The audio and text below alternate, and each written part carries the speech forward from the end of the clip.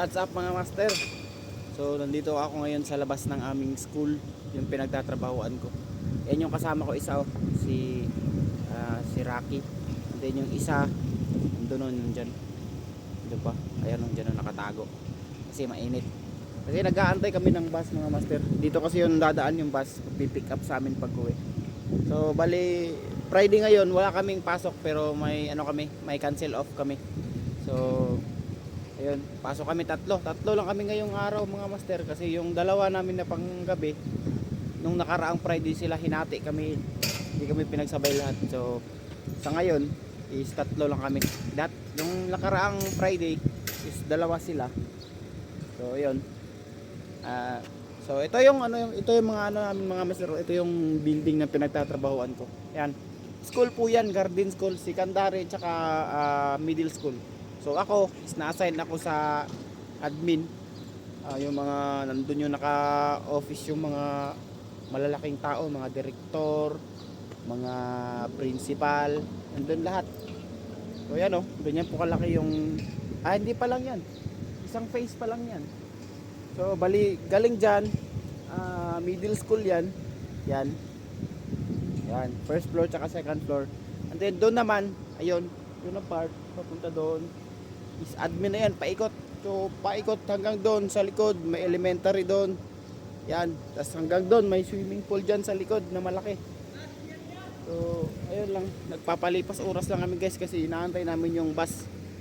So medyo konti na lang, mga 10 minutes na lang siguro darating na yun. So bali pag Friday pala guys, ang duty namin is 5 hours lang. So dagdag overtime na rin.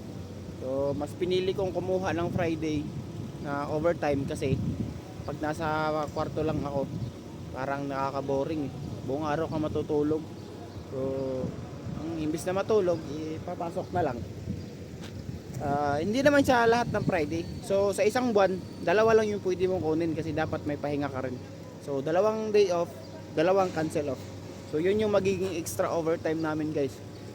Tas ang kinaganda pa nun guys, yung trabaho namin dapat para bukas sa Sabado, ginawa na namin yung iba ngayon. So bukas sa Sabado, konti na lang yung trabaho namin kasi nabawasan na ngayon. So yan yung kinaganda ng Friday. So mababawasan yung trabaho mo bukas. So yun guys. So ang pangalan pala ng pinagtrabahoan ko guys is Garden Secondary and Middle School. So bali nasa loob kami ng CAUS. Yung CAUS guys is a government community. So nandito na lahat guys, may downtown, may school, may mga grocery, and pamimi.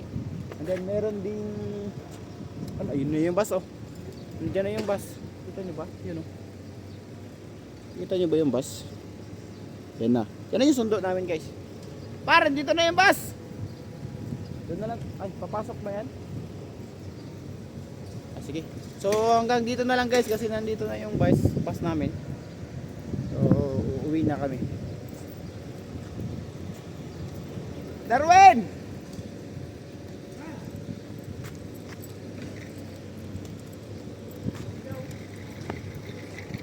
Ayan guys, nandiyan na yung bus guys tatlo lang kami. Ayun, kasama ko guys tatlo lang kami. Sa sobrang init. Ayun na. Uuwi na kami guys. Yung bus namin. Hello. Boss, iba? Ibang driver. Iba yung driver, hindi sisigit. Ay! Assalamualaikum guys. Ayun na kami guys. Ladies? Three ladies. So yun guys, pakyaw namin yung bus. Tatlo lang kami. Ayan si Darwin tsaka si Rocky. Tatlo lang kami. Pakyaw yung bus. So yun guys, hanggang dito na lang muna guys.